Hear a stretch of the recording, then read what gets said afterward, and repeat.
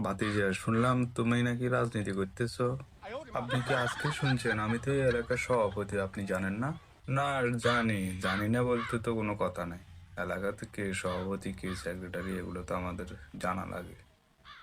তো আমরা যখন রাজনীতি করতাম তখন তো বিরোধী দলের মানুষের সাথে হয়তো তাদেরকে একটু ছোটখাটো হুমকি দামকি দিতাম, যাতে কোনো রকমের রাজনৈতিক কর্মকাণ্ড করতে না পারে। কিন্তু বাজান, তোমরা কি করো?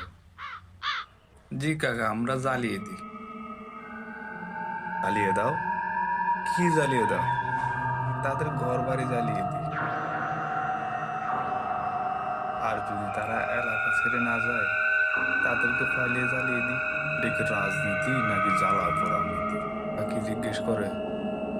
কাকার উত্তর দে, জ্বালিয়ে দাও, পুড়িয়ে দাও বিরোধীদের আস্তানা, জ্বালিয়ে দাও, পুড়িয়ে দাও বিরোধীদের আস্তানা।